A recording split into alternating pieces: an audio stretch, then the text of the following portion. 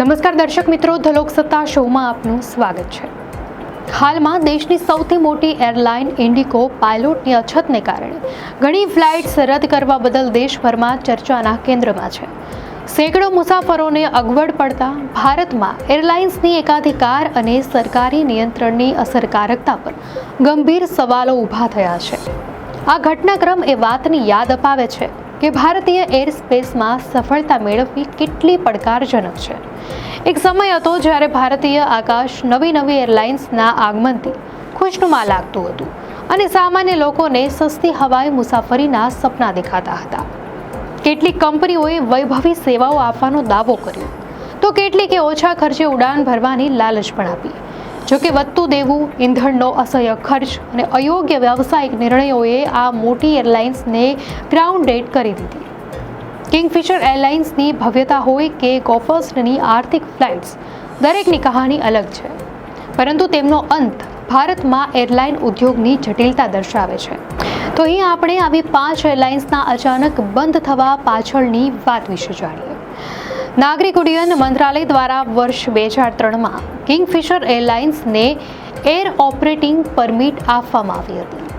જો કે ઈંધણના વધતા ભાવ, ઊંચા સંચાલન ખર્ચ અને ટિકિટની આવકમાં ઘટાડાને કારણે કંપનીને સતત ભારે નુકસાન થતું રહ્યું. એર ટેકનને હસ્તગત કરવા અને આંતરરાષ્ટ્રીય રૂટ પર આક્રમક રીતે વિસ્તરણ કરવા છતાં કંપની ક્યારેય નફો કરી શકી નહીં અને તેના પર હજારો કરોડ રૂપિયાનું દેવું વધી ગયું. પરિસ્થિતિ એટલી હદે વણસી કે કંપની કર્મચારીઓના પગાર અને બેંકોની ચૂકવણી સમયસર કરી શકે નહીં, જેના કારણે ફ્લાઇટ્સ રદ થવા લાગી. અંતે 20 ઓક્ટોબર 2012ના રોજ સુરક્ષા અને નાણાકીય સ્થિતિના કારણોસર directorate general of civil aviation દ્વારા કિંગફિશરની એર પરમિટ રદ કરવામાં આવી. લોકસભામાં આપવામાં આવેલા જવાબ અનુસાર ડીજીસીએના વડાએ 2012માં કંપનીના સીઈઓ સાથે બેઠક પણ યોજી હતી, પરંતુ કોઈ હકારાત્મક પરિણામ મળ્યું નહોતું. કંપનીએ ફરીથી ઉડાન શરૂ કરવાના ઘણા પ્રયાસો કર્યા, પરંતુ તેની નાણાકીય સ્થિતિ સુધરી ન શકી. વૈશ્વિક આર્થિક મંદીને પણ કિંગફિશરના પતન માટે જવાબદાર ગણવામાં આવી હતી.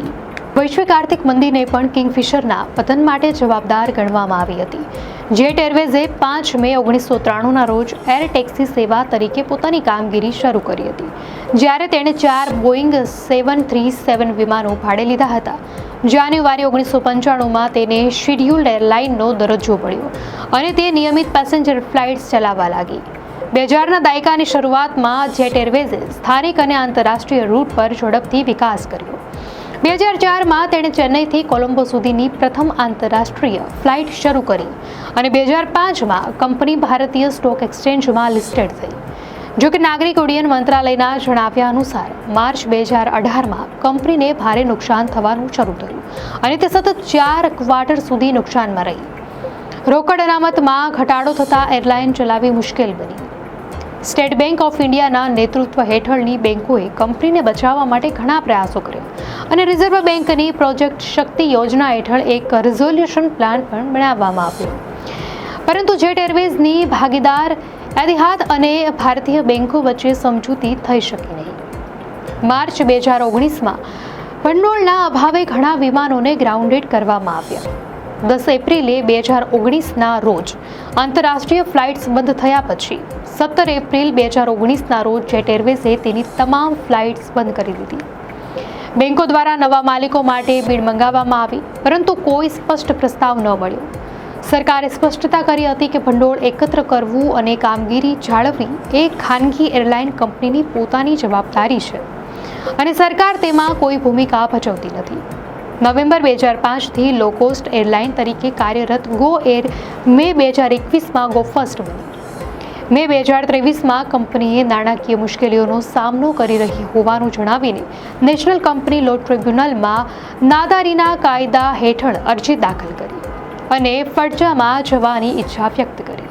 કંપનીએ દાવો કર્યો હતો કે તે ભારતની ત્રીજી સૌથી મોટી એરલાઇન હતી, જેણે 2009થી 2018 સુધી સતત નફો કર્યો હતો. કંપની પર પ્રત્યક્ષ અને પરોક્ષ રીતે આશરે 17,000 લોકોની રોજગારીનો આધાર હતો.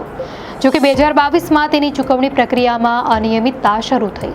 કંપની વેન્ડર્સ, લીઝિંગ કંપનીઓ અને સપ્લાયર્સને સમયસર પૈસા ચૂકવી શકી નહીં. સૌથી ગંભીર સમસ્યા એન્જિનની હતી, જેના કારણે 54 વિમાનોમાંથી 28 ગ્રાઉન્ડ ડેડ થઈ ગયા. એરલાઇને એન્જિન ઉત્પાદક કંપની પ્રેટ એન્ડ વિટની પર કરાર મુજબ રિપેર ન કરવાનો કે નવા એન્જિન પૂરા ન પાડવાનો આરોપ લગાવ્યો હતો. આ સંકટને કારણે કંપનીને માત્ર 30 દિવસમાં 4118 ફ્લાઇટ્સ રદ કરવી પડી હતી. મીડિયા અહેવાલ અનુસાર ઓગસ્ટ 2024માં ધિરાણ આપતી બેંકોના જૂથે ગો ફર્સ્ટ માટે તૈયાર કરાયેલી બચાવ યોજનાને નકારી કાઢી. આખરે 20 જાન્યુઆરી 2025ના રોજ NCLTએ કંપનીના લિક્વિડેશનનો આદેશ આપ્યો, જેનાથી 17 વર્ષ જૂની આ એરલાઇનનો અંત આવ્યો અને તેની સંપત્તિઓ દેવું ચૂકવવા માટે વેચવામાં આવશે. એર ડેક્કનનું સંચાલન કરતી ડેક્કન એવિએશન લિમિટેડે 1997માં ચાર્ટર્ડ એરક્રાફ્ટ કંપની તરીકે કામગીરી શરૂ કરી હતી. ઓગસ્ટ 2003માં તેણે બેંગ્લોર હુબલી રૂટ પર નાના ATR વિમાન સાથે કોમર્શિયલ ફ્લાઇટ્સ શરૂ કરી. તેનું મિશન નાના અને ઓછી વસ્તીવાળા શહેરોને મોટા શહેરો સાથે જોડવાનું હતું. DGCA અનુસાર તે સમયે મોટા ભાગના એરપોર્ટ મોટા જેટ વિમાનોને હેન્ડલ કરી શકતા નહોતા. તેથી એર ડેક્કને ATR જેવા નાના ટર્બોપ્રોપ વિમાનોનો ઉપયોગ કરીને પોતાનું નેટવર્ક ઝડપથી વિસ્તાર્યું. ફેબ્રુઆરી 2006 સુધીમાં 14% બજાર હિસ્સા સાથે તે ભારતની બીજી સૌથી મોટી ખાનગી એરલાઇન બની ગઈ હતી. જોકે 2007માં કિંગફિશર એરલાઇન્સે એર ડેક્કનમાં 26% હિસ્સો ખરીદ્યો અને તેનું નામ બદલીને સિમ્પ્લિફાઈડ ડેક્કન કરવામાં આવ્યું. 2008માં તેનું કિંગફિશર રેડ સાથે મર્જ થયું, પરંતુ આ મર્જર પણ એરલાઇનની આર્થિક મુશ્કેલીઓનો અંત લાવી શક્યું નહીં. લાંબા વિરામ બાદ એર ડેક્કને 22 ડિસેમ્બર 2017ના રોજ સરકારની પ્રાદેશિક કનેક્ટિવિટી યોજના ઉડાન હેઠળ કામગીરી ફરી શરૂ કરી. પરંતુ એપ્રિલ 2020માં કોવિડ-19 મહામારીના કારણે કંપનીના CEO અરુણ કુમારસિંહે એરલાઇનને અનિશ્ચિત સમય માટે બંધ કરવાની જાહેરાત કરી. મુસાફરોને સસ્તા દરે બિઝનેસ ક્લાસની સેવા આપવાના વિશિષ્ટ હેતુથી પેરામાઉન્ટ એરવેઝ શરૂ કરવામાં આવી હતી. તે ભારતની પ્રથમ એરલાઇન હતી જેણે આધુનિક ન્યૂ જનરેશન એમ્બ્રેટ 170-190 સિરીઝ વિમાનનો ઉપયોગ કર્યો હતો. ઓક્ટોબર 2005થી શરૂ થયેલી આ એરલાઇને ભારતીય ઉડ્ડયન ઇતિહાસમાં પહેલા ક્યારેય રજૂ ન થયો હોય તેવા અનોખા વિચાર પર આધારિત હોવાનો દાવો કર્યો હતો. કંપનીએ લક્ઝરી વિમાનો લીઝ પર લીધા હતા, પરંતુ ડિફોલ્ટ અને લીઝની ચૂકવણી અંગેના વિવાદોને કારણે એરલાઇન અને લીઝિંગ કંપનીઓ વચ્ચે કાનૂની સંઘર્ષ શરૂ થયો. મીડિયા અહેવાલ અનુસાર કંપની પર બેંકોના જૂથનું 400 કરોડ રૂપિયાથી વધુનું દેવું હતું. કાનૂની સમસ્યાઓના કારણે લીઝિંગ કંપનીઓએ તેના વિમાનો જપ્ત કરી લીધા. તેના પરિણામે સમગ્ર કાફલાને ગ્રાઉન્ડેડ કરવામાં આવ્યો અને પેરામાઉન્ટ એરવેઝે 2010 દરમિયાન તેની તમામ ફ્લાઇટ્સ બંધ કરી દીધી. દર્શક મિત્રો, આ માહિતી આપને કેવી લાગી? આપની પ્રતિક્રિયા અમને કોમેન્ટમાં ચોક્કસથી જણાવશો. અને જો આપને આ વિડીયો સારો લાગ્યો હોય તો વિડીયોને લાઇક કરો અને ચેનલને સબસ્ક્રાઇબ કરો.